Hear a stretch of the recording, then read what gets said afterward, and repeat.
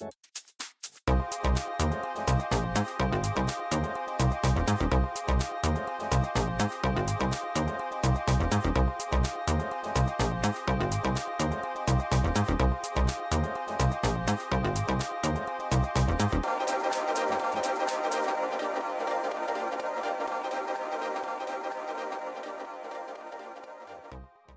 muito obrigado aí pela presença de vocês, mais uns palestras, ciclos seminários aí do CAP. Hoje nós temos, né, a presença da professora Carla Lage. Ela é da Marinha Brasileira, né, e ela é capitã, né, de Mar e Guerra e faz parte do quadro técnico da Reserva da Marinha. Tá? Ela atuou por vários anos, né, na Marinha Brasileira, especialmente na área de TI, em diversas funções, né, na análise, programação, gerente de projetos, implementação de desenvolvimento de software, né, e também participou muito na CASNAV, né, que é Superintendente Técnica e de Pesquisas no Centro de Análise de Sistemas Navais. Tá? E também foi coordenadora, ou é coordenadora da Ciência, Tecnologia e Inovação do Programa do Sistema de Gerenciamento da Amazônia, né, que faz parte da Diretoria de Gestão de Programas da Marinha. Tá? Ela tem mestrado na Engenharia de Sistemas e Computação pela COP, Federal do Rio de Janeiro, e doutorado dela em Information Science and Technology pela Pennsylvania State University. Hoje ela vai falar sobre aplicações de IA em aplicações na Maritime Domain Awareness. Tá? Carla, mais uma vez, obrigado. O microfone é seu. Obrigada, Vijay, pela apresentação. Né? Eu vou falar assim, um pouquinho do que eu sei. A apresentação é pouco tempo, né? Ela acaba ficando assim, às vezes fala, será que está muito superficial? Então, mas depois, se vocês precisarem, aí eu vou deixar meus contatos, tá bom? Bom, gente, vamos lá. Começa um pouquinho, vamos ver se está passando direitinho. Sim. Aqui eu comecei com uma definição, né, de Maritime Domain Awareness, que é consciência situacional marítima, né, em português, mas a gente acha muita coisa com MDA na literatura, né? Esse conceito, ele já existia o conceito de consciência situacional, que é o que está acontecendo. Esse conceito vem da área militar, né, do que está acontecendo ali na minha área de operações, né? E depois do 11 de setembro, né, principalmente nos Estados Unidos, teve a ideia de ampliar esse conceito para a área marítima. Por quê? Informes davam conta de que um possível próximo ataque viria pelo mar. Tá? Então, aí começou-se a investir e o MOD, junto à IMO, né, a International Maritime Organization, foi reforçando uma série de acordos, né, e incentivando mesmo que a área marítima ganhasse mais corpo. Tá? Então, a ideia é que qualquer coisa associada àquela tua região marítima possa impactar na segurança ou na proteção, na economia ou no ambiente, se quer ter ideia do que acontece nesse cenário. Essa que é a ideia, tá? O conceito ele acaba ficando assim, né? Talvez não explique muito bem, né? Mas eu acho que ao decorrer da apresentação vai ficar mais fácil. Então, de novo, né? A área da segurança, né? Aí, no caso, o safety, né? Porque eles fazem muita diferença entre o safety e o security, né?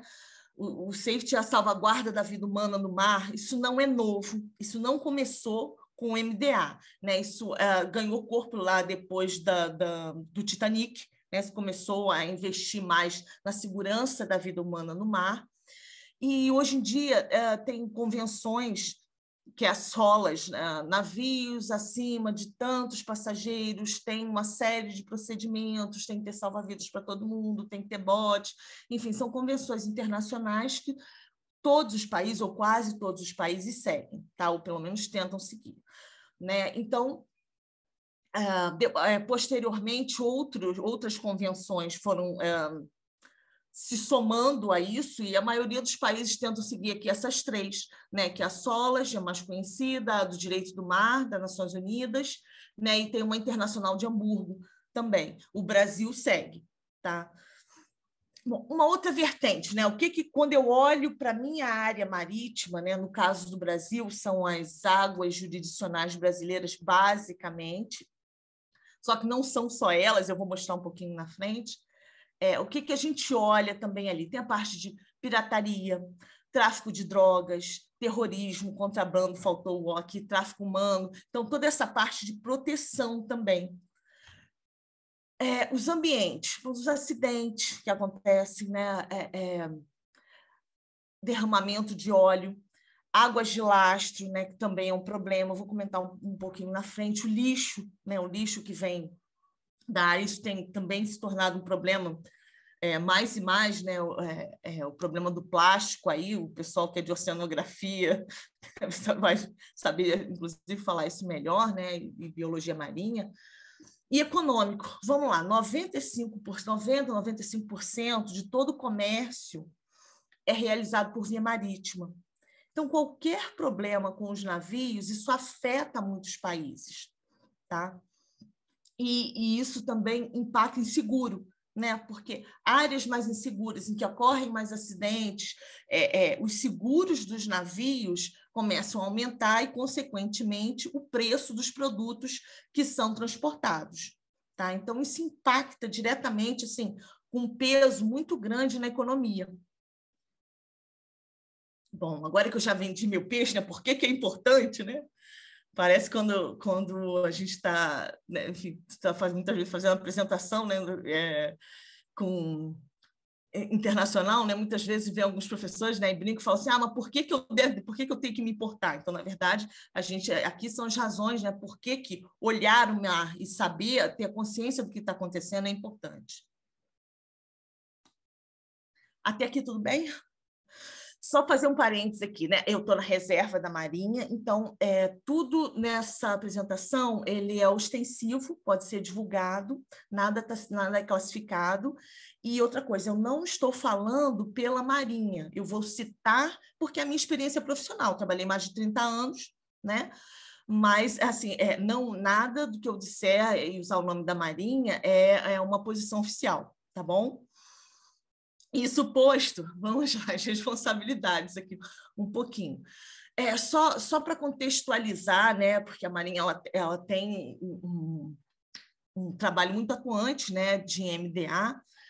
Existe a Política Nacional de Defesa, né, isso é uma política de Estado, né? Então, o que deve ser feito para defender um país?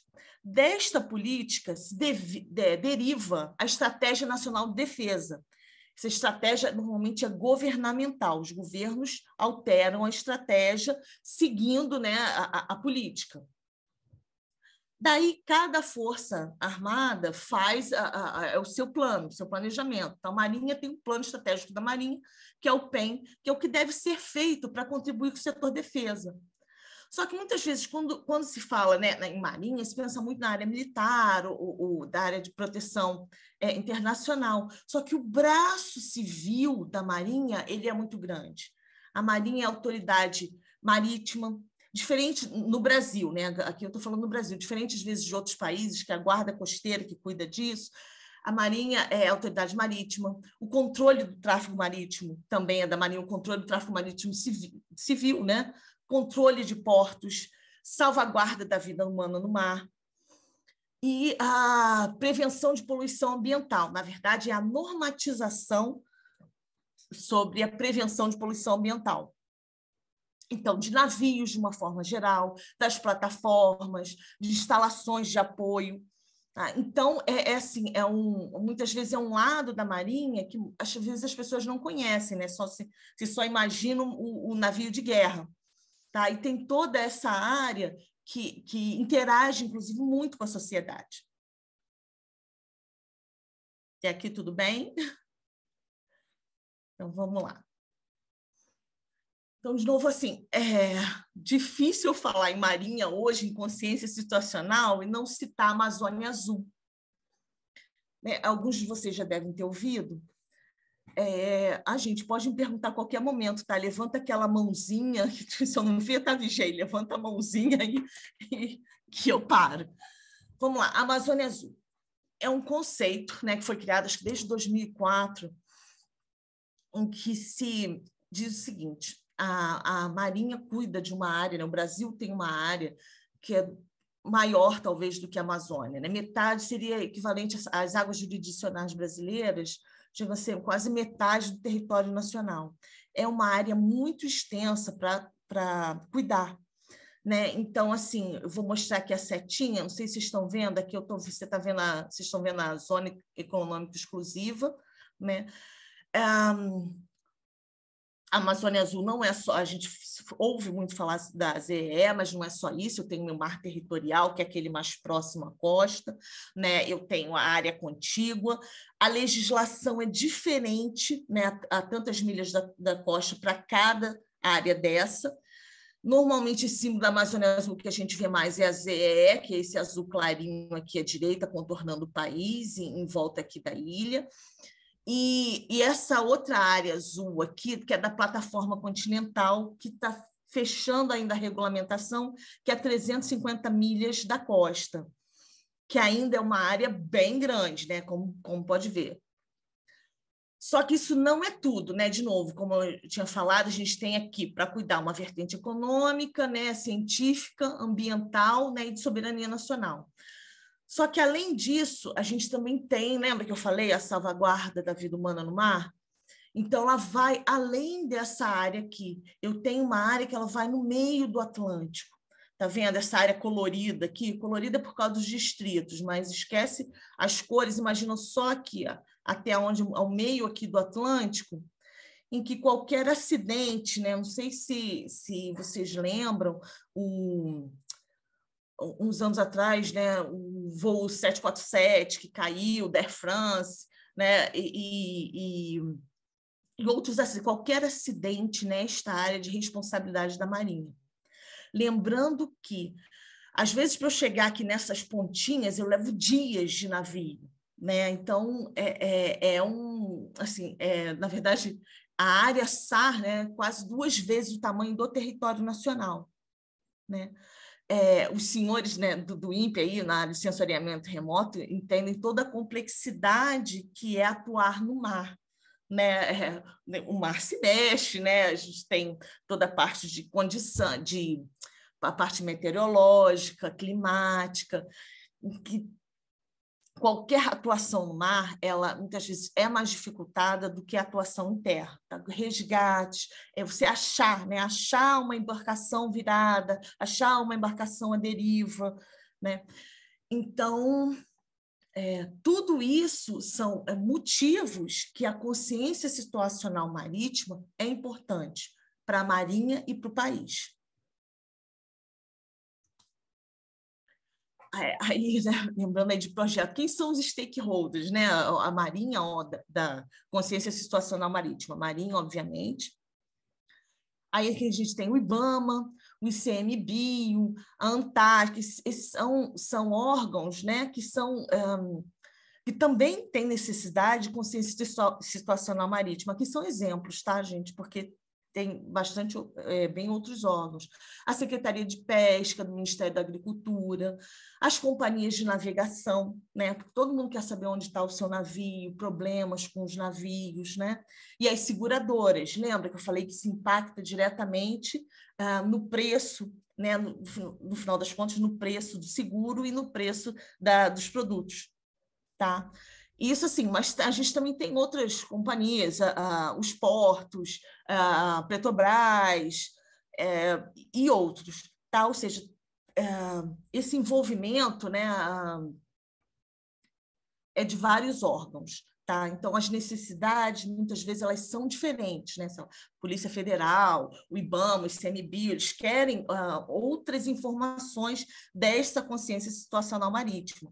Mas, na verdade, de um modo ou de outro, vários órgãos precisam ter noção do que está acontecendo no mar. Eu vou falar agora, eu vou mudar um pouquinho, né, o assunto, falar um pouquinho das tecnologias, né? O que a gente tem, né? Mas para falar do que tem, eu pensei assim, dar uma equalizada, porque eu não sei quem tá entrando, tá? Então vou falar assim de uma maneira geral o que a gente tem para eu depois poder conseguir falar dos desafios. né? Então, assim, inteligência artificial muito badalado, é muito comum. Isso não deve acontecer no INPE, não, né? Mas acontecia muito na Marinha, assim, o que vocês estão usando de inteligência artificial? Né? E já treme, todo mundo fala, não é possível, né? Uma pergunta dessa. Mas, porque se ouve, né, se vê os algoritmos melhorando, o uso, né, permeando as nossas vidas. Né? Mas o que isso significa na prática para a consciência situacional marítima? Bom, de novo, né, desculpa aí o pessoal da computação, que já deve ter ouvido isso 20 vezes, mas, enfim, a inteligência artificial ela surge lá nos anos 50 e 60, né, a ideia era imitar, né, computacionalmente o que o neurônio, né, a forma de trabalho do neurônio do cérebro humano, mas ela não teve um grande... Até os anos 90, teve aquele boom nos 50 e 60 e aquilo não avança. Na década de 90, com o boom dos algoritmos de machine learning, foi que a inteligência artificial voltou de novo à cena. Certo, Rafael? Você também é dessa época, né? Então, ela começa a ter um grande avanço, não exatamente pela inteligência artificial nessa época, tá? Mas começou a usar a mineração de dados, né? As empresas começaram a... eu brinco muito quando estou dando aula disso, né? Que eu uso lá o caso do Walmart, da Costco, né? Em que as pessoas, né? Da fraude da cerveja. Rafael, fala aí, você usa isso também, né? Enfim, e sim, né, foi aí que as pessoas começaram a perceber o valor do dado. Eu acho que começa, né, se avança muito para as empresas com inteligência artificial a partir disso. Né? Só lembrando de novo aqui, o que a gente tem de inteligência artificial? Né? Eu tenho uma área de interação, né, que são aqui em cima os chatbots, extração de informação de uma maneira geral, né, de tudo que a gente, de tudo é ótimo, mas de muita coisa que a gente digita, né, nas suas buscas na internet, diálogos, traduções, então a parte de processamento de linguagem natural. Eu tenho uma outra, essas são 3 grandes áreas, tá? Eu tenho essa área de raciocínio e aprendizado, que aí né, que seria assim, bem cereja do bolo para as empresas, que são as análises preditivas de inferências, processamentos de imagem, que é o que a gente tem usado, análise massiva de dados, que né, é o tal do Big Data, Machine Learning e Deep Learning. E tem a área de robótica e sistemas especialistas. Né? Então, quando a gente vê, por exemplo, nos portos, né? Automação, todo porto, né? Hoje em dia, todo porto, os grandes portos, né? No Brasil e no mundo falam, não, nós temos inteligência artificial, eles usam algum tipo de robô, eles têm uma automação, mas vamos lá. Essas atividades que usam inteligência artificial mais industrial, né? Muitas vezes ela não está relacionada com a inteligência artificial aplicada ao meu dado corrente, a geração de valor desse dado, tá? Que é o dado corrente das empresas. Ela é uma coisa, ela está fechada aos robôs, à mecanização e automação, tá? Quer dizer, fechada também entre aspas, né? Aos poucos essas coisas vão mesclando. Então, vamos lá. Como é que a gente aplica IA? Né? Se eu vou começar do começo, tem que ter dados, né? Essa aqui é a escada básica, né? Vocês já devem ter visto. Eu tenho que ter dados, esses dados têm que ser bons. Né? A gente faz uma série de análises em cima desses dados, né? Aí começa com tratamentos estatísticos, né? E aí você vai melhorando. Aplica-se alguma coisa de machine learning para quê? Porque quando eu aplico os algoritmos de aprendizado de máquina, eu gero um modelo. Né? Então, eu pego todo o meu conhecimento, né, que eu já fiz uma certa análise, com isso a gente aplica aprendizado de máquina para gerar um modelo. E diz, olha só, o que entrar agora de dado, eu vou ter esse modelo e vai passar por esse modelo, ou ele vai ser classificado, ou clusterizado, enfim, o que seja. Só que, o que acontece? Eu gerei um modelo, né? Era muito comum, assim, eu também já fiz isso até no meu mestrado, né? Você gera um modelo, acha que aquilo está espetacular, né? E não vamos botar para funcionar, perfeito. Só que muitas vezes, né? Lembra do ótimo local, né? Diferente do do ótimo global, né? Você começa com o ótimo global e daqui a pouco vai especializando, né? O teu modelo, ele está rodando direitinho, só que ele vai se desviando dos teus parâmetros principais. Então, para grandes volumes de dados, a inteligência artificial é usada nisso. Ele precisa manter aquele teu modelo rodando dentro de um certo ambiente, dentro de certos parâmetros. Né? E é assim que é usado. Então, vamos lá. Agora, lembrando assim, não tem mágica, né? Toda vez que alguém fala, não, o que eu estou usando de... Vamos aplicar um algoritmo, Rafael deve ouvir isso o tempo todo. Vamos colocar aí um algoritmo de inteligência artificial que vai resolver todos os seus problemas. Não vai, né? Vamos lá, 80%, e 80% estou sendo conservadora, tá? Do esforço de um projeto qualquer que use inteligência artificial ou aprendizado de máquina pura, é arrumar teu dado, né? Ter esse dado arrumado, você manter os dados que chegam dentro daquela arrumação, isso é, assim, literalmente infernal. Assim, eu não consigo achar uma outra palavra. Tá? Aí todo mundo fala, não, mas olha, as grandes empresas, o Google, a Amazon, vamos lá, o Google e a Amazon não usam tanto dado histórico, né? E o tipo de dado deles são poucos dados, na verdade, né? São muitos dados, com poucos assuntos, né? Agora, numa empresa, não, né? Aquele tua bagagem histórica é muita coisa, os assuntos são muito diversos, né? Então, se organizar, né? E eu falo porque toda vez que vamos fazer um projeto aqui, ou seja, Big Data, enfim, esses nomes, né? Essas buzzwords, você já sabe que, né, que vai ter problema, que dificilmente, né, de 10 meses, de passar 8 meses só arrumando os dados. Você começa a gerar modelo e vê que o teu dado não presta, que o modelo não está bom porque o dado não serve. E aí volta, então fica nessa coisa recorrente até acertar os algoritmos que vão ser usados, né? Isso assim, na média, tá? E poder investir em visualização. Eu botei aqui, isso aqui, obviamente, vocês já viram que isso não está em escala, né? Mas 5% é a visualização, que é super importante. Aí vocês vão me dizer, mas, Carla, tem projeto que começa diferente, começa a investir na visualização direto, e da visualização eu começo a extrair, sei lá, características. Tem. Só que o custo disso ainda é muito alto, tá? Custo computacional mesmo, custo de gente, então, muitas vezes, em dados corporativos, que não são só dados científicos, não compensa, tá?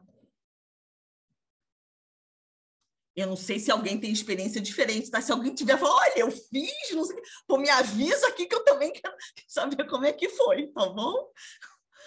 Né? Então, aqui, aí de novo, né? A gente falando aí de novo, eu tenho treinamento supervisionado, né? Isso que... deixa eu ver se eu... Acho que aqui está um pouquinho do mais simples, né? Da esquerda para a direita, do mais simples para o mais complicadinho. Né? Então, que eu faço uma supervisão, eu treino realmente meu dado, né? Então eu pego um pacote, ou eu trabalho melhor com as características, extração de características, né? Ou seja, tem alguém ali pegando conjuntos de treinamento para que se possa gerar um modelo. Tem a parte que não é supervisionada, né? Que você não treina o teu dado para que aquilo funcione. Né? Um exemplo disso é clusterização, né? Isso que eu pego o pacote, esse já vai por distância, já vai arrumando. E o deep learning, que na verdade é um tipo, né, das redes neurais, em que se trabalha muita seleção de característica, né? Eu, no começo, confesso que eu não gostava muito de trabalhar com rede neural, não sei você, Rafael, porque assim, entrava uma coisa e você não sabia, quando saía o resultado, de onde aquilo tinha vindo. Né? Hoje em dia o pessoal, mas já está se explicando. Já está se explicando, mas de vez em quando aquilo cai naqueles vácuos de neurônio que você não sabe o que... Né? Então, a gente sabe os pedaços, mas e às vezes para você saber exatamente o que aconteceu dá muito trabalho, né? Então quando a gente precisa, assim, tudo vamos lá, custo-benefício, tá? Então, a gente é bom para dado estruturado, minhas séries temporais, e tem outras abordagens, né? Treinamento de reforço, né? Que se vê muito nos carros, né? Hoje, quando a gente está dando a ré, né? Aí vai aquele bip, bip, bip, né? Então, essa é a ideia. O carro, né? Aquele sensor, ele já é usado para que eu não ajude o estacionamento, né? Então, se o bip ele começa a aumentar, eu já sei que não é para ir por ali, né? Então, assim, não é exatamente o tipo de treinamento que a gente está acostumado, mas funciona. Então, são outras abordagens, tá? Enfim, isso aí, de uma maneira geral, é o que a gente tem, assim, em termos de algoritmo, e é o que se usa isso combinado, tá? Aí, de novo, né, as tecnologias, assim, eu gosto um pouco dessa figurinha, porque de vez em quando tudo começou lá com inteligência artificial, que virou lá um grande guarda-chuva, né, para o aprendizado de máquina. Então, muitas vezes, o mesmo algoritmo que se tem em aprendizado de máquina, você usa esse mesmo algoritmo para uma aplicação de inteligência artificial pura. Né? E da mesma coisa o deep learning, né? Machine learning, que a gente fazia a seleção de características na mão, né? A extração, e no deep learning algumas coisas já são suplantadas pelos próprios algoritmos. E é o que tem se usado hoje, na verdade, inclusive, eu vou falar um pouquinho mais na frente, para o MDA. Né? Junto a isso, eu tenho a minha parte estatística, né, que veio entrando, né, o pessoal de Data Science, né, que trabalhou também, né, tem a parte de mineração de dados pura, então, muitas vezes, esses algoritmos eles são intercambiáveis, você usa mais, dificilmente se usa só numa solução, se usa só um tipo de tratamento. Tá? E o Analytics aqui ficou pequenininho, mas também é bastante importante. Né, em que eu começo um tratamento estatístico, assim como em Data Science, e vou aplicando outros tipos de análise. Eu vou falar disso um pouquinho. Né? Então, de novo, né, IA imita as capacidades do ser humano, né, a Machine Learning tem, né, a geração de modelos com muitos algoritmos. Data Science, eu entro com toda a parte de estatística. Tem, né, um pouquinho de Business Intelligence e Analytics, que a gente analisa o passado e a monetização. Aí você vai falar, mas espera aí, o que isso tem a ver? Tem a ver, lembra do seguro? Né? Muitas vezes o pessoal do seguro, das seguradoras, está olhando o passado. Né? Então, não é só... Ele começa dessa análise mais básica, mas ela sempre tem que ser feita. Até hoje, eu não sei como é que isso vai evoluir. Hoje, porque você precisa explicar da onde aquele valor está vindo. E tudo isso, né, aplicado ao grande volume de dados. E cada vez mais está crescendo, está dobrando, assim, todo mundo sabe, não. Mas, assim, no mundo, né, a gente vê a quantidade de dados que está sendo gerada diariamente. Né? Então, né, já está na casa dos heptabytes, não é isso? E aí você vai me dizer, mas todos esses dados para a área marítima estão usando ainda? Ainda não. Mas a gente está vendo aumentar, né? A entrada, por exemplo, teve um exemplo que eu vi na Marinha, quando entrou o AIS satelital, explodiu, a gente já não conseguia tratar, porque o que eu tinha, as aplicações que rodavam, não conseguiam tratar naquele momento. Tá? Então, isso, de vez em quando, qualquer empresa, eu não sei aí para vocês também no INPE, tem esse problema, né? Quando você entra, normalmente, faculdade, né? Eu vejo também lá nos Estados Unidos, tem lá aquela sua parte, a parte científica, eu já tenho um recurso para absorver, né? Mas as empresas não. Então, muitas vezes, o que a gente está gerando ali, eu não consigo, na hora de tentar aplicar, eu preciso reduzir, tá? Agora, vamos lá, o tipo de análise, né? Como é que... E aí, essa análise eu resolvi colocar, porque não é só para analytics, né? Quando a gente vai olhar, e aí, de novo, tudo que está sendo falado aqui é para ser aplicado no MDA, ela começa, né, de dentro aí do círculo para fora, que a primeira coisa é saber o que aconteceu, né? Derramamento do óleo. Né? O que aconteceu, né? E aí, daí a gente vem para uma análise inferencial, né? Como é que aquilo aconteceu? A ideia, a análise preditiva, e aí? Dado isso, o que pode vir a acontecer? E o prescritivo a gente ainda nem chegou, tá? Né? Isso é uma... Enfim, tem se batido agora em análise inferencial e preditiva, né, que é o que há, né, inclusive em termos de estudo, né? Nossa, acho que eu troquei aqui os slides, ficou faltando aqui um slide, mas enfim. Principalmente, né, o preditivo, que é o que a gente quer fazer, e o prescritivo, tá? De novo, como eu falei, o prescritivo a gente ainda não tem muito, né? Porque dado aquela predição, o que a gente vai fazer? Olha só, eu brinco com o pessoal, falando, já está difícil entrar aqui no preditivo, né? E aí eu vou falar um pouquinho sobre trajetórias de navios e vocês vão ver por quê. De uma maneira geral, como é que é o processo num centro de controle? Tá? Aqui eu estou falando, pode ser Marinha, mas pode ser um outro centro de controle qualquer. Por exemplo, nos Estados Unidos é Departamento de Transporte, né? Então, assim, no Canadá também é um outro setor, né? Então, o que você tem? Você tem o que é observável, né? Essa classificação é uma classificação conhecida.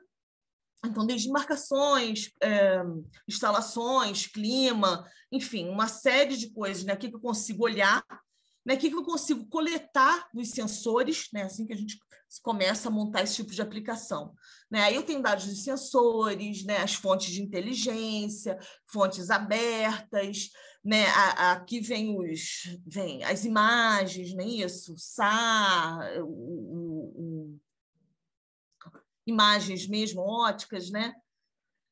Aí eu tenho os meus canais de dados que eu preciso fundir isso de alguma maneira, né? E analisar. Nem sempre isso é arrumadinho, né? Depende da situação. Às vezes a gente começa a analisar e depois funde, né? Enfim, essa é considerada uma das esteiras, né, de conhecimento, né, tipo Rafael, aquelas do KDD e tal, né, descoberta de conhecimento, só que é mais do que isso, né? A gente começa a checar anomalia de comportamento, reconhecimento de padrão, verifica regras. Então, muitas vezes, um centro de comando qualquer de tráfego marítimo, o centro de tráfego marítimo checa as regras dele contra as regras de outros centros. Tá? Então, por exemplo, para mim, o que é aqui no caso é a Marinha, né? De novo, poderia ser outro órgão. O que é um comportamento anômalo? Não, a gente checa ali com o Canadá, eu checo com os Estados Unidos. Não, olha só, os algoritmos deles estão batendo com relação a isso. E os meus, sim. Agora vocês vão me perguntar, vocês checam tudo? Provavelmente não, né? Mas muita coisa já é trocada. Tá? Depois, e a gente também precisa investir em ferramentas de pesquisa, porque normalmente nesses centros de controle de tráfego tem os alertas, né? Ou seja, já tem alguns algoritmos rolando ali embaixo, né? Eles estão sendo executados diariamente. E estão os operadores, tipo tráfego aéreo, né? Estão os operadores olhando. Então, de vez em quando, algumas coisas já alertam no sistema, né? Isso acontecendo, já precisa distribuir. Quem é que precisa saber disso? É a Marinha, né? A Marinha tá lá no Sismar, né? Não, olha, passar a Polícia Federal, estou com esse problema, IBAMA, ou ao contrário, a gente recebe de outro centro de comando, né? Então, e a partir dali, dessa exibição, é que são tomadas decisões, sejam estratégicas, operacionais ou táticas, nos diversos órgãos, né? Então, isso, de uma maneira geral, e acontece assim no mundo todo. Só que agora eu vou falar um pouquinho sobre comportamento anômalo. Né? O que é... Porque, né, se fala muito, comportamento anômalo de navio, comportamento anômalo de navio. Vamos lá. Imagina o seguinte, né? Aí você fala, não, eu vou dizer... Isso aqui é uma imagem qualquer de um AIS, né? De alguns sistemas que foi do Marine Traffic. É isso a cada hora, tá? A gente olha qualquer sistema desses de tráfego marítimo, essa imagem é só com AIS, né? Mas existem outras fontes. Então, achar alguma coisa que não é tranquilo, tá? De novo, o oceano é vasto, né? Os navios são pontinhos, né? Mesmo que eu guarde a trajetória, aí você fala, não, mas então, não é só o ponto, né? Eu não quero só saber onde é que ele está, vamos dar uma olhada de uma maneira geral. Olha só, Isso aqui a gente deve ter o tráfego de... agora eu não sei quanto é que está. Eu lembro assim, que no Brasil a gente tinha 1.200 análises por dia, mais ou menos, para fazer só de trajetória. Tá? Então, assim, imagina isso no mundo, né? Isso só de trajetória próximo da costa. Nossa, tá?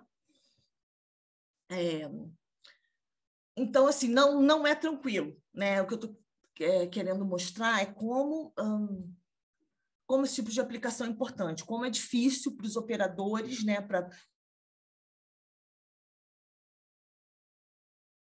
Mas não tem sistemas computacionais no mundo todo, se a gente tem centros de tráfego marítimo, tem, mas ainda assim é bem problemático. Vamos lá. Na Marinha, isso aqui eu tirei de um trabalho da gerente do Sistran, foi da Ana, né? Então,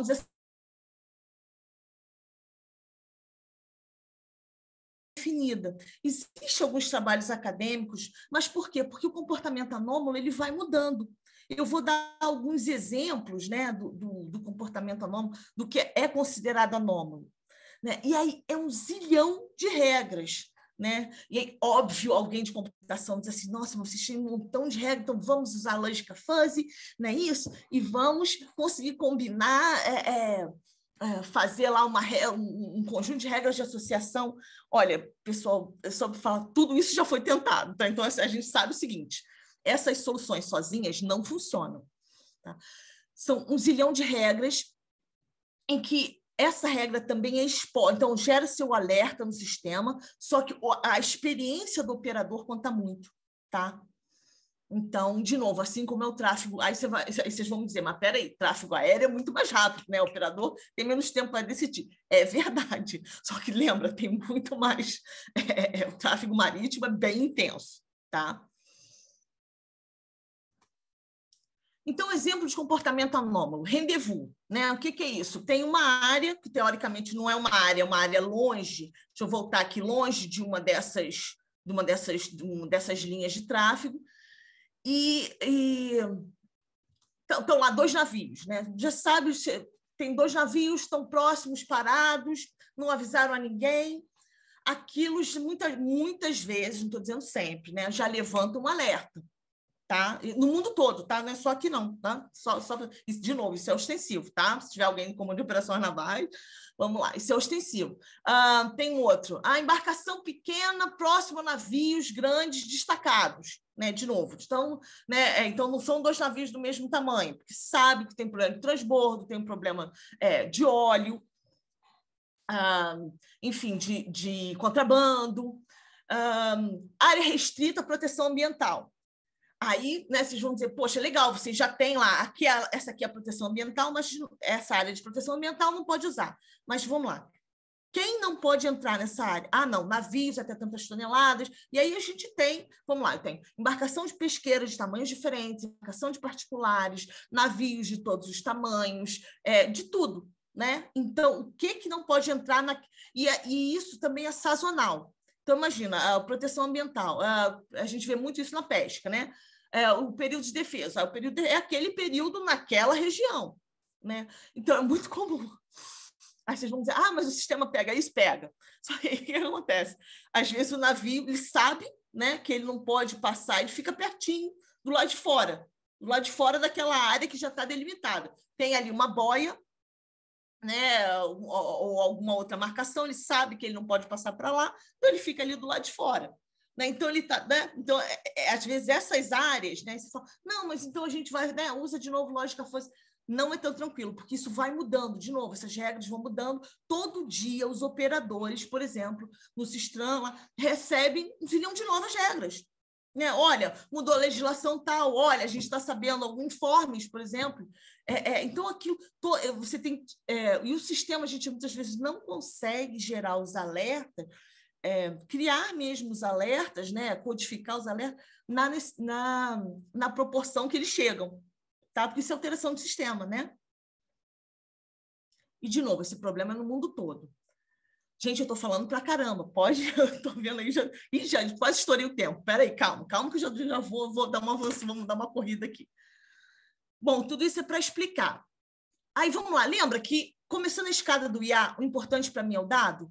né? Então, eu tenho o dado autorreportado, né, que é o dado AIS. Quase toda, a grande maioria dos trabalhos acadêmicos vai em cima do AIS, né? Que a gente tem lá as convenções. Aí eu tenho o AIS alfa, que é a partir de uma certa tonelagem, é obrigatório, que é só o AIS bravo, que não é obrigatório. Tem o AIS costeiro. Aí, de vez em quando, o que acontece? E mais o AIS satelital. Junta isso tudo e, vira e mexe, eu tenho um delay, né? Porque, lembra, o AIS foi montado para salvaguarda da vida humana no mar, né? Para evitar acidente, e não exatamente porque ele está sendo hoje. Então, tem uma série de coisas que ele não atende, tá? E, de novo, fundir, né? Muitas vezes mais informação nem sempre significa de melhor qualidade. Tá? Não é tranquilo, porque eu tenho o mesmo navio, que às vezes ele se apresenta de formas diferentes, nos sistemas diferentes, se juntar isso é bem difícil. Tá? Aí eu tenho outras fontes, eu tenho o Lirite, que é da IMO, que são navios grandes, que eles têm, né, para chegar no porto, ele é um outro sistema. Aí tem o PREPS, no caso do Brasil, que é um acompanhamento de embarcação costeira, tem os navios do petróleo, tem, por exemplo, o VMS, lá, o VMTS, que é como se fosse o PREPS lá do Mediterrâneo, mas que, dependendo da embarcação, ela vem para cá também. Tem o MCIS, né, que é lá dos Estados Unidos, da Guarda Costeira, enfim. Tem o e-mail Sistran, quando ele vai chegando no porto, né, a Marinha convida, fulano, você tem que avisar, né, que né, ele é obrigado? Não, mas ele não aderindo ao Sistran, ele já levanta uma série de problemas, já manda logo inspecionar o navio. Né? Então, ele sabe que minimamente ele tem que aderir. Além disso, porto sem papel e outros controles de porto. Porto sem papel no caso do Brasil, né? Mas outros controles de portos. Tá? Então, eu tenho esse caldeirão de dados só de navio. Né? Então, que dados normalmente são? São os dados de navio, os dados de posição. Aí também entra a tripulação, né? Junto disso, aí eu tenho os dados ambientais, eu tenho os dados meteorológicos, né? Vento, condições meteorológicas de uma forma geral, os dados oceanográficos, correntes, maré, batimetria, litoral. E muitas vezes esses dados explicam por que está se usando rota alternativa, porque lembra, eu tenho aquele pacote, mas a gente sabe que o tráfego marítimo de navio daquele tamanho, não sei o que, é feito daquela maneira, normalmente. Né? Eu tenho um espacinho ali, tem uma lazeira que os sistemas acomodam. Mas, muitas vezes, devido a condições climáticas, eles fazem grandes desvios. Tudo isso gera alerta. Aí você vai dizer, olha, se vocês geram muitos alertas, está perfeito, né? O sistema não está, porque lembra o problema do falso positivo? Né? Eu tenho um problema de falso positivo, eu disparo uma série de procedimentos, né? E até fazer uma inspeção no navio é muito custoso. Né? Eu mandar alguém lá, né? De gasto de combustível, de gente mesmo, né? De pessoal. Então, o custo para o país é grande, o custo do navio ficar parado, esperando, aguardando a inspeção. Né? Então, tudo isso, de novo, são as horas lá de porto que aumentam o valor da carga. Tá? Aí a gente fala das atividades relacionadas ao homem. Então, os sistemas, né, o roteamento do tráfego, as instalações offshore, as instalações portuárias, essas áreas de risco, tudo isso vão entrando nesse caldeirão de regras. Tá? Junto a isso, a gente tem regulamentação que muda o tempo todo. O Fishing Footprint, que é aquilo que eu falei, na área de defesa, normalmente onde eu tenho problema já com navio, ou seja, a gente olha o histórico. Né? Densidade de navio, ou seja, áreas muito densas, tem também mais vigilância, não sei se vigilância exatamente, né? Mais acompanhamento. As rotas marítimas principais, está dentro, está fora. Então, isso depende da situação, né? Isso é considerado ou não. Tá? Então, todo esse pacote vai entrando e vai montando o que é normal. Então, tudo que for fora disso é anormal. Só que muitas vezes não é, tá? De novo, é o falso positivo. Então, como é que isso acontece? Na identificação do comportamento anônimo, no centro de comando qualquer, no caso esse aqui é do SISMAR, mas pode ser qualquer outro centro, né? Você tem os supervisores, né? De novo, eles estão olhando, é aquele controle de tráfego mesmo, né? Tem os filtros, são gerados os alertas já semi-automatizados, e qualquer coisa que chame a atenção, aí começa a investigar, tá? Muitas vezes pode ser um SAR, aí já se passa, por exemplo, para o centro de SAR da Marinha. Só exemplos, tá? Então, ações são tomadas em cima dessa identificação. Vamos lá, mais dados que a gente tem, lembra dos dados observados? Aí a gente consegue, olha, eu quero ver essa área aqui por motivo XYZ. Né? A gente tem as imagens SAR, né? Que os senhores trabalham bem. Tem imagens óticas, radares overeurais, enfim, uma série de sensores que vão mandando esses dados, né? E normalmente, a partir dos primeiros triggers, é que se começa a olhar. Aí vocês vão dizer, mas espera aí, a gente tem... já aconteceu a situação que a Marinha recebeu uma imagem SAR e dali já começou o procedimento foi inverso. É verdade, isso acontece também? Acontece, mas é menos. Lembra? No dia a dia, o pessoal está olhando lá aquelas telas do controle de tráfego, tá?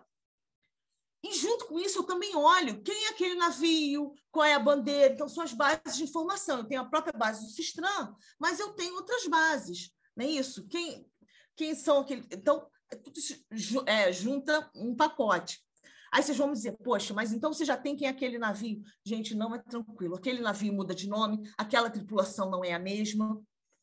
Tá? Então, as bases, uma base, né, o Marinho Tráfico não bate com o que está no Odds Regis. Olha só, isso é bem animado, vou te falar. Aí eu falo só um pouquinho, gente, quanto mais eu posso falar? Se vocês quiserem me cortar, me corta. Tá? Eu juro que acho que é só mais uns 10 slides de conteúdo só, mas dá para falar isso tudo ou você quer me cortar, Rafael? Não, dá. Tá, então vou rapidinho aqui, vou tentar, só para falar de uma maneira geral, porque eu também queria mostrar, isso é mais para os alunos, assim, o que a gente tem? Né? Então, você normalmente tem uma análise da trajetória do navio, né? Aí, no caso dos trabalhos mais acadêmicos, que acabam gerando insumos para esses sistemas que rodam nos centros de controle. Né? Então, eu tenho ponto, né? Eu destaco, muitos trabalhos são feitos em cima do ponto anômalo. Né? Eu já sei que aquele navio, imagina, ele está seguindo uma derrota. Lá, uma trajetória, lá pelas tantas. Esse navio está num ponto muito distante, tem alguma coisa errada. Né? Alguém duplicou algum sensor, tem algum erro em algum sistema. Tá? Então, existe uma série de tratamentos para isso. E outra da trajetória mesmo. Né? Muitas vezes se recebe a trajetória, o navio tal, sai daqui, ele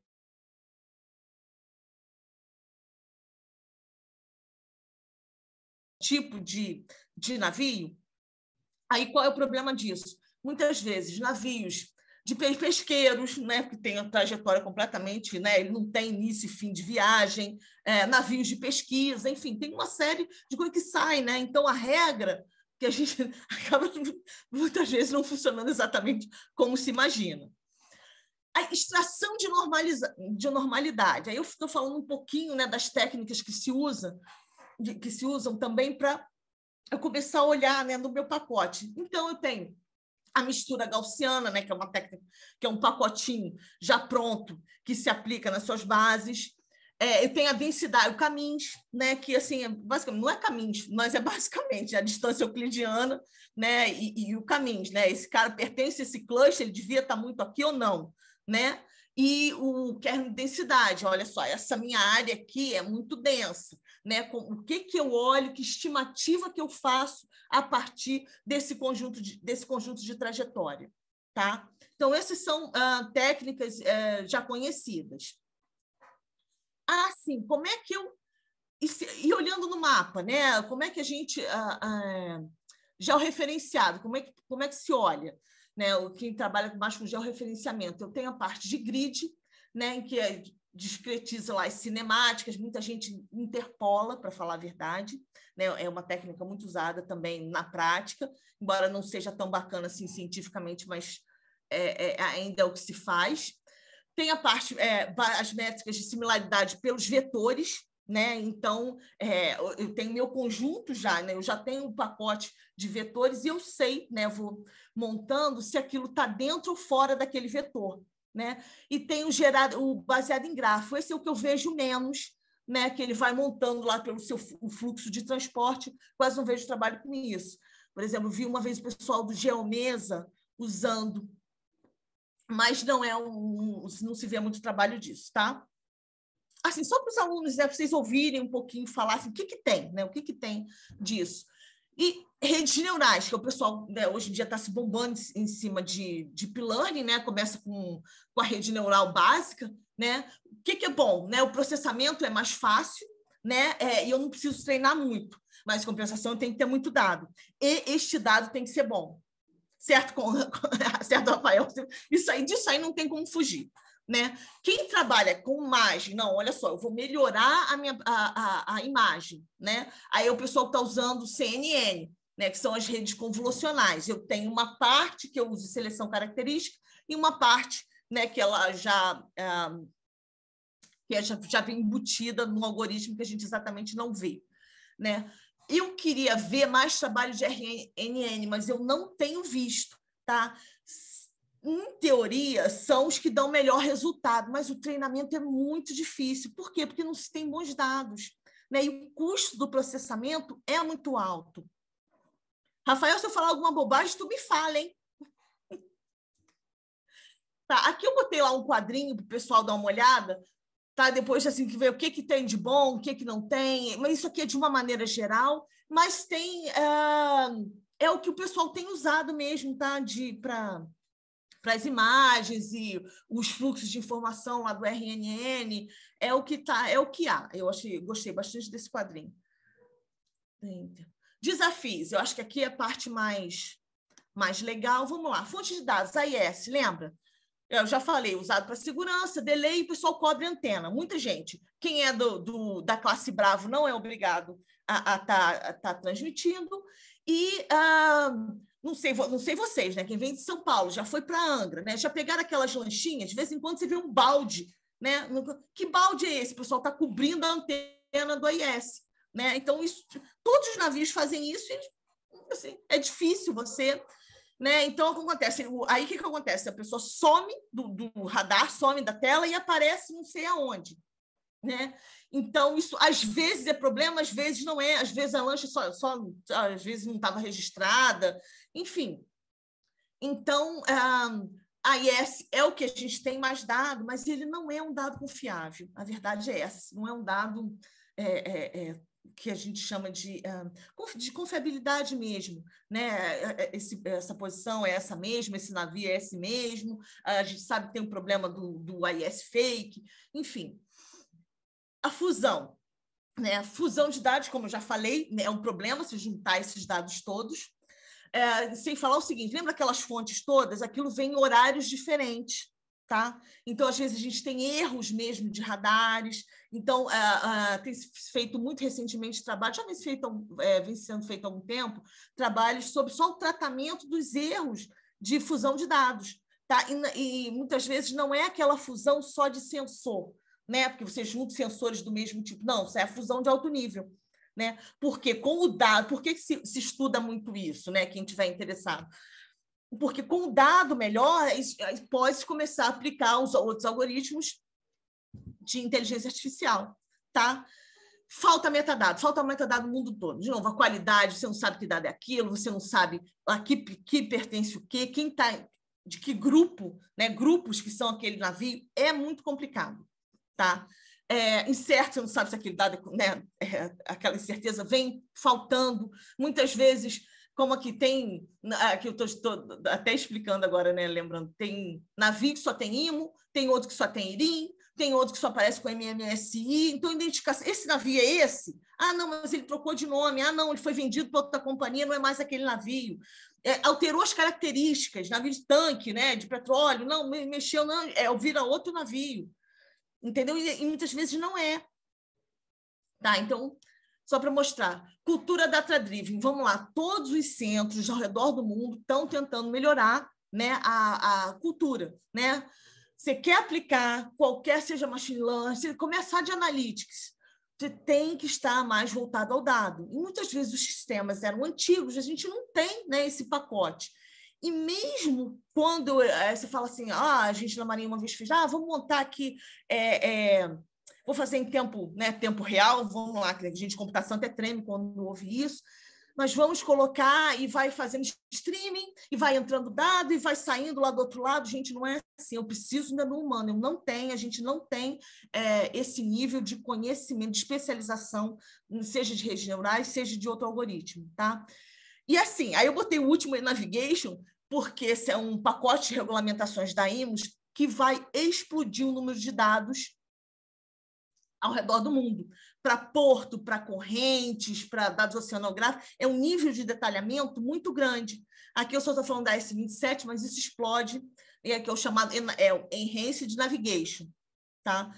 Isso ainda está implementado? Não. O mundo todo ainda está engatinhando, mas vai acontecer. E aí, assim, é mais complicado ainda.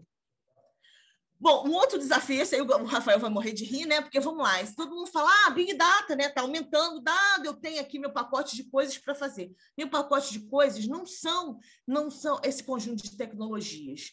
Né? Era assim, e hoje em dia, né, como ninguém consegue ler, é o conjunto de tecnologias que eu tenho que saber para gerar um resultado.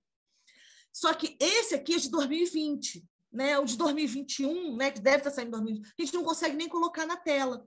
Então, você treinar todo mundo, ter o conhecimento disso, isso vai aumentando, vai modificando com uma rapidez muito grande.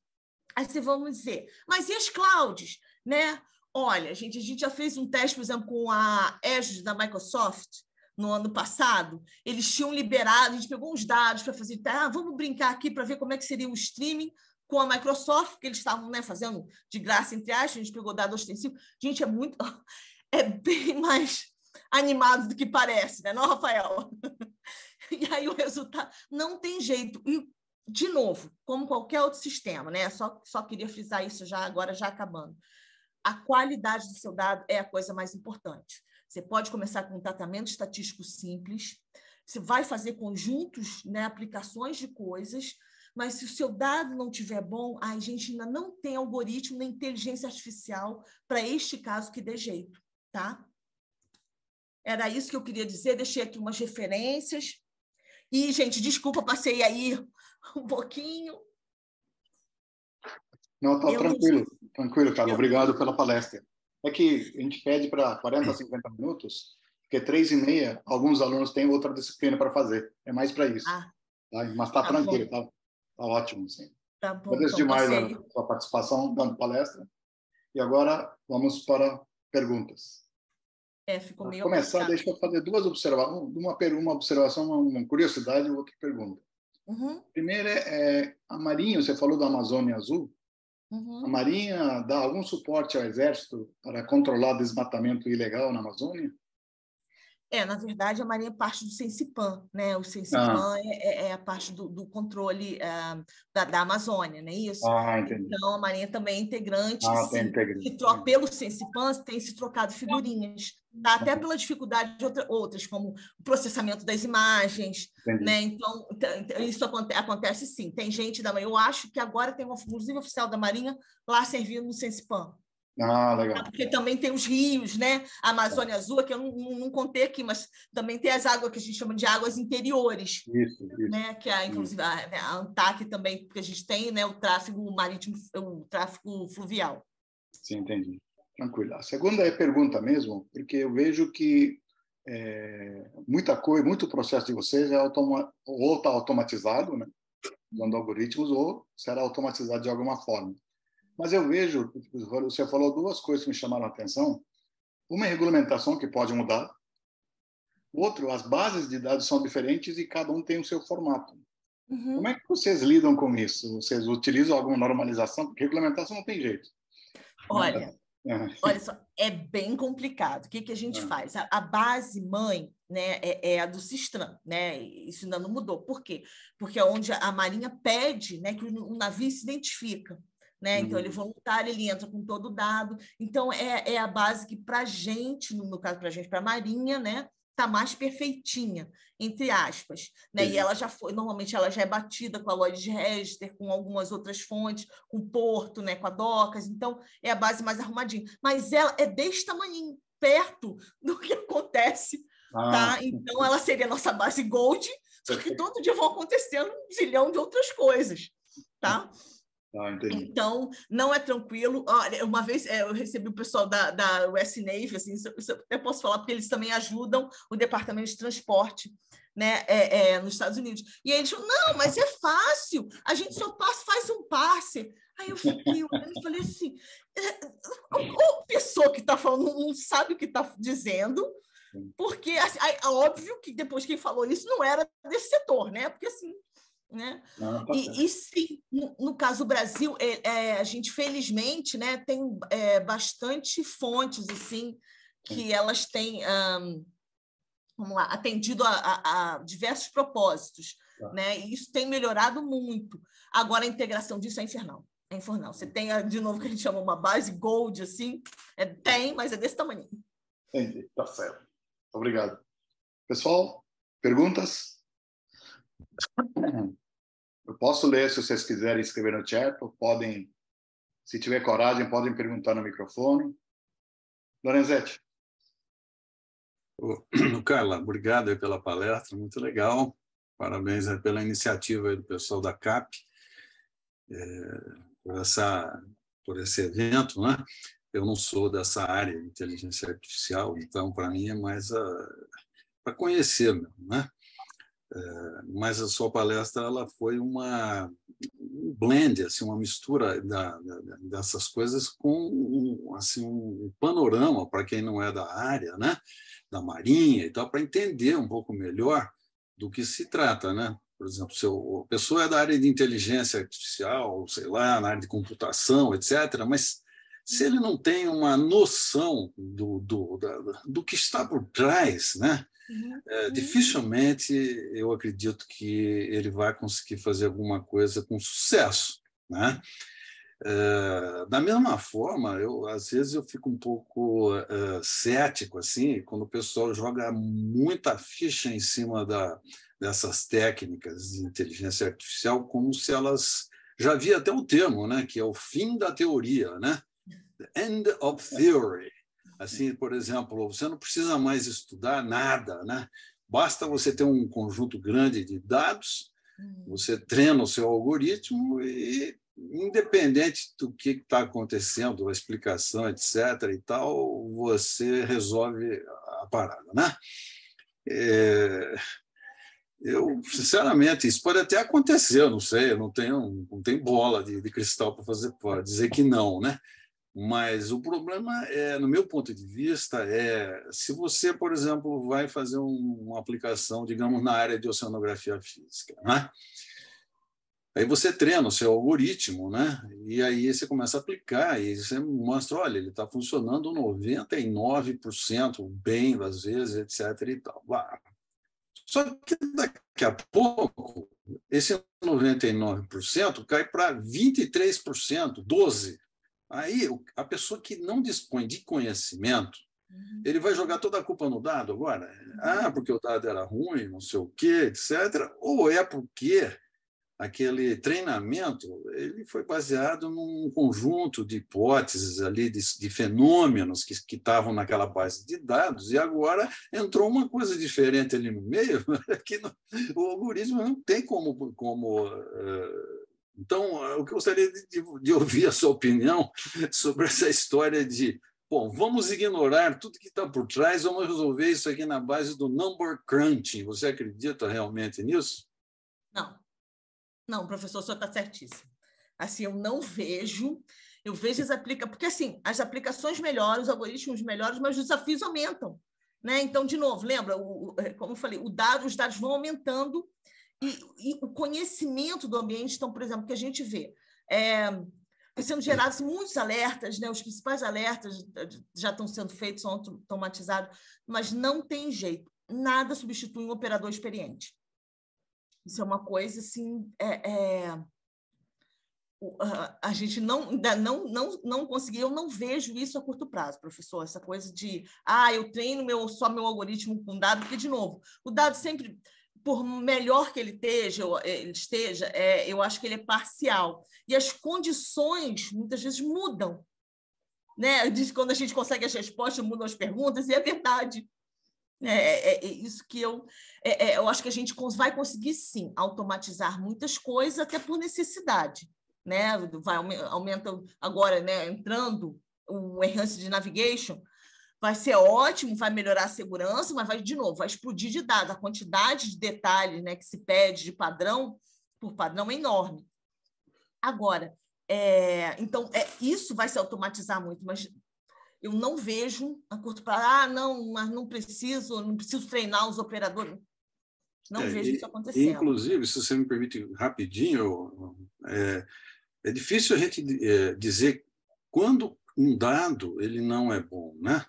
Porque, às vezes, um dado que parece anômalo e errado, ele é o dado mais importante que devia ser levado em conta. Eu inclusive, eu sempre cito esse exemplo. Eu vi uma apresentação do pessoal da área da África do Sul que faz previsão de tempo, inclusive para aquela região toda de altas latitudes ali no mar, ali próximo da África do Sul, que, como você conhece, é uma das piores regiões para navegar no mundo, né?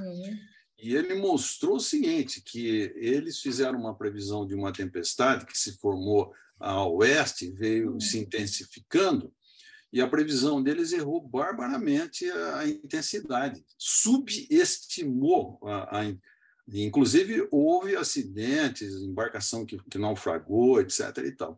Passado algum tempo, eles fizeram uma pesquisa nas bases de dados que eram disponíveis naquela época e viram que tinha uma boia de deriva com sensor de pressão que capturou, numa dada região lá de formação, uma queda de pressão bárbara mesmo, que era muito acima do que o algoritmo que estava implementado aceitava como real. Então, eles jogaram fora aquele dado daquela boia. Aí eles, a posteriori, eles introduziram aquele dado, aquilo reformulou todas as isolinhas, etc., e a previsão do tempo melhorou muito. Então, eu estou falando tudo isso por quê? Porque é até difícil da gente, sem um conhecimento específico da área que você está trabalhando, você dizer se um dado é bom ou é ruim, né? Desculpa se eu me estendi. Não, mas o senhor está certíssimo, professor. É isso mesmo, é isso mesmo. Pessoal, mais perguntas? Carla, só para ter certeza. Eu tenho uma pergunta, Vijay. Sim. Vai lá. Eu tenho uma pergunta. Por favor. Oi, Carla. Prazer, meu nome é José Roberto Garcia. Eu estou envolvido na parte de inteligência artificial do projeto Sismon, e é monitoramento de óleo no mar, né? Sim. Eu fiquei particularmente interessado nesse posicionamento, esse autorreporte dos petroleiros que você pôs na sua apresentação. Se eu não me engano, é CIMAP. CIMAP. Se eu não me engano o nome dele. A pergunta é, ele é tão não confiável quanto o AIS? Não, ele é mais confiável. Ele é mais confiável. Mas ele é nacional, né? Então, assim, algumas... porque ele são dos petroleiros nacionais. Então, quando o problema que a gente muitas vezes tem derrame de óleo é porque eles são não nacionais, tá? Agora, você está tendo que fazer uma pergunta. Eu não tenho certeza se no CIMAP se eles estão considerando esses externos, né, internacionais, e que não têm relação com o Brasil. Tá. Tá? Então, essa regra aí eu tenho que ver, porque esse é um dado que a gente recebe pronto, tá? É um acordo e a gente recebe isso pronto. Tá.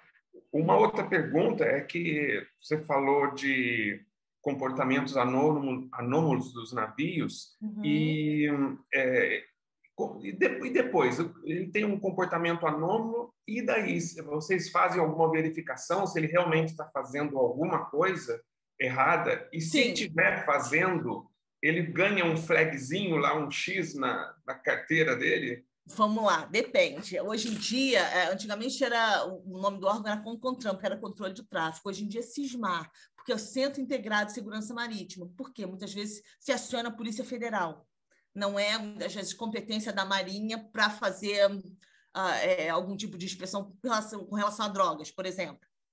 Mas normalmente, muitas vezes não é assim. A gente já recebe deles alguma coisa, olha, já tem uma suspeita nessa área, né? Então, aí os setores de inteligência se conversam. E essas necessidades, esses pedidos ou esses estranhamentos, muitas vezes, eles vão para o centro de monitoramento. Tá? O inverso também acontece. Então, aí a Marinha pode acionar o centro de inteligência por algum motivo e o centro de inteligência falar com os outros. Então, depende, porque assim, são situações e situações. Uma que é da Marinha mesmo, assim, que não tem nenhuma dúvida, é o SAR. Né? O SAR são dos distritos navais, então ele começa, tem algum problema, algum reporte que pode ser um SAR, o distrito naval atende ou abre o SAR e depois isso passa para o Salvamar Brasil, dependendo do tamanho, né, do SAR. E aí, quando isso acontece, eu tenho um SAR, aquela região, aquela área, ela passa a ser monitorada mais ativamente. Tá? Certo. Ok. Mas o navio, ele ganha no histórico dele, ele ganha... Ganha.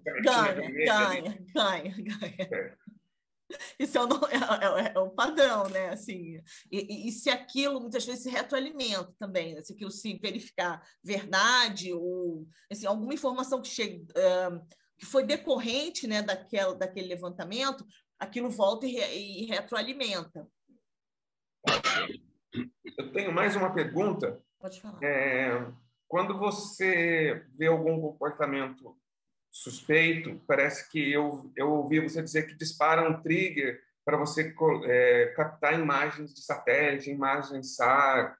Não, olha só, a gente até queria que fosse assim, tá? Automático. Sim, dispara, ele cai, o que a gente chama de alertas, né? São triggers, é verdade. E aí, na verdade, aí o operador entra em cena. Às vezes já se passa direto, por exemplo, um e-mail ou alguma coisa direto, mas sempre já passa o e-mail, que seja o alerta para o celular de alguém, alguma coisa, mas sempre passa pelo operador também, vai junto, muitas vezes, tá? Então, não é... Agora, sim, ainda não pede direto a imagem, não, tá? A gente até gostaria, mas ainda não...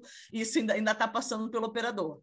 E qual o delay que vocês conseguem a imagem? Você pede hoje, vai conseguir a imagem quando? Olha só, isso é bem complicado. Depende da imagem, porque aí, vamos lá, quando SAR tem mais... Aí consegue, sei lá, de uma semana, enfim. Às vezes se consegue, às vezes a pessoa consegue até com 2 dias, e não é muito rápido, não. Agora, quando é muito rápido, é bem lento, para falar a verdade. Quando imagem ótica, demora mais ainda. Muitas vezes as constelações de satélites não tem aquela imagem, não estava passando por ali. Né? Então, assim, é bem aquém do que da necessidade. Tá certo. Obrigado.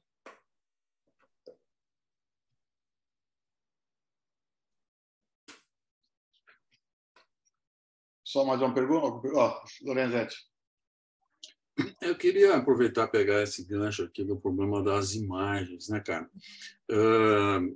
No meu ponto de vista, esse problema das imagens, vamos focar principalmente nas imagens de radar de abertura sintética, né, que a gente pode, de uma certa forma, com algumas poucas exceções de chuva muito pesada, etc., a gente consegue, digamos, ter imagens que são úteis, né?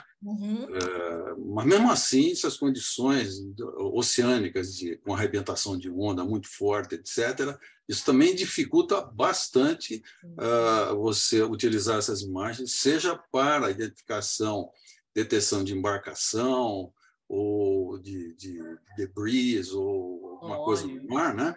Target, de uma maneira geral, ou mesmo detecção de óleo no mar. Mas eu sou da opinião seguinte: esse problema ele é impossível de ser resolvido em toto. Por quê? Porque, como você mesmo mostrou no começo da sua apresentação, a área de interesse ela é por demais de grande. Você precisaria ter, se você levar em consideração que essas imagens, assim, quando elas têm uma varredura ampla, você está falando em 300 quilômetros, 400 quilômetros, tá certo? E nós temos uma área que não são 300 quilômetros, são muito mais, né? E os satélites, eles não podem ser operados o tempo todo, porque o gasto de energia num radar de abertura sintética é muito alto. Ele emite 1.500, às vezes 1.700 pulsos por segundo, e cada pulso é 1 watt. Então, ele precisa ter uma capacidade de armazenamento enorme. Então, ele não consegue fazer imagem o tempo todo. Então, de cada órbita, as agências espaciais elas reservam uma subfaixa, né? Então, tudo isso são limitações, e ainda você vai competir com outras pessoas que podem ter interesse em gravar naquela mesma passagem, mas em outra região. Então, e por causa disso tudo, eu acho que nós, aqui no Brasil, devíamos incluir no Programa Nacional de Atividades Espaciais, Agência Espacial Brasileira, etc., nós temos não um satélite SAR. Hoje em dia dá para você fazer satélites menores, inclusive de custo mais barato, mas uma pequena constelação, minimamente 2 satélites, né? De modo que nós teríamos a capacidade de fazer a programação que a gente queira fazer, uma vez que o satélite pertence ao país. Aí você podia falar assim, mas já temos acesso a outros satélites, né? Recentemente foram adquiridos aí direito de recepção desses 2 satélites aí. Mas o objetivo não é de monitoramento oceânico desses satélites. Então, a configuração do radar de abertura sintética não é ideal para isso. Tá? Então, o que eu estou só querendo dizer aqui, mais uma vez, eu fico falando isso, repetindo, né, para ver se algum dia cola, né? É que nós temos, sim, que pensar, assim como tem o CIBERS, né, que é de aplicação mais terrestre e tal, agora a Amazônia 1 e tal, a gente tem uma área tão grande e de responsabilidade muito grande, particularmente da Marinha, né, mas não só da Marinha, porque tem toda a parte de tráfico de embarcações comerciais e tal, vamos lá. E se a gente quer realmente ter essa consciência aí dessa situacional marinha, a gente vai depender desse monitoramento por satélite, fundamentalmente. E eu acho que só com uma constelação aí de uns minimamente 2 satélites SAR, e não vai ser agora isso, tá certo? Mas se a gente não começar, né, a gente nunca vai ter. É que nem aquela história assim, eu preciso consultar o médico X. Mas o médico X só vai poder atender daqui 8 meses. Mas se eu esperar 3 meses, quando for marcar, ele vai demorar 8 meses, então nunca vou consultar. Então, eu acho que, por exemplo, a Marinha, o INPE, a IBAMA, etc., se insistissem, né, na necessidade da gente ter uma constelação de satélite desenhado para monitoramento oceânico, a gente podia embutir isso no Programa Nacional de Atividades Espaciais. Professor, olha só, essa discussão é uma discussão boa, eu já ouvi muito, mas o senhor sabe que muitas vezes não é técnico, né? Essa é uma discussão política, né, Vinto? É uma queda de braço pelos recursos, né? E aí, quando a gente explica, muitas vezes já deve ter passado por mas porque vocês querem isso, porque vocês são da Marinha, e a gente fala, gente, mas não é, né? Então, assim, esse lobby não é tranquilo também, professor. Agora, eu concordo. Realmente, ter o nosso satélite voltado para o mar não tem comparação. Porque assim, a quantidade de problemas que a gente tem por não conseguir as imagens, que o senhor, né, já na parte do óleo, já sofreu bem isso, né? Já viu isso muito de perto. Né? E o do óleo é um exemplo, tem outros também. Né? Então, é complicado e, de novo, o senhor tem razão nisso, sim. Inclusive, eu acho que a AEB foi criada justamente para entender a realidade brasileira e propor que missões que o INPE, CTA, quem que tiver, né, para fazer. Eu acho que a demanda vem deles. Não era para criar A e B, talvez, mas foi criada com esse intuito. Então, eles têm que especificar e falar, olha, o INPE vai fazer um satélite que atenda tais necessidades. E mandar o recurso, né?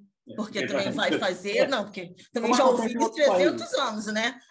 Mandar o recurso, porque assim... Mas o Carla, recurso, a gente fala não tem.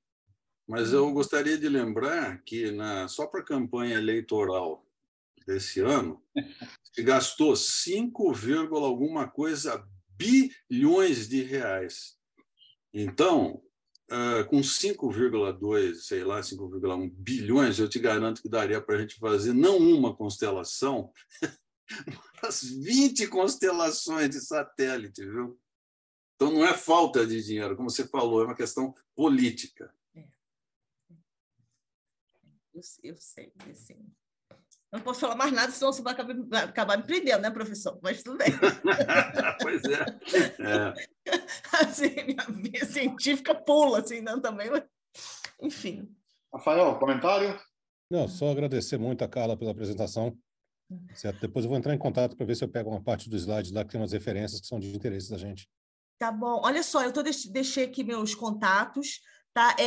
Inclusive os alunos, tá, Rafael? Se algum aluno quiser saber, mas eu vou ter o maior prazer em explicar, em passar tudo que eu tiver, enfim, de referência, trabalho assim que eu possa passar. Eu adoro esse assunto, né? Enfim, eu espero que tenha atendido aí as expectativas. Não sei se era isso que você estava pensando, né? Foi importante essa abordagem, foi muito importante. Tá bom? Obrigado, Carla. Obrigado pela paciência e colaboração com a gente. Tá bom. Obrigado pelo convite. Obrigado por tudo. Presente, grande prazer em revê-lo. Prazer foi meu, Vigé. Tchau, professor. Até mais, pessoal. Carla, um prazer também. Até mais. Tchau. Logo, até semana que vem. A gente vai se falando depois de Rafael. Tá. Até mais, pessoal.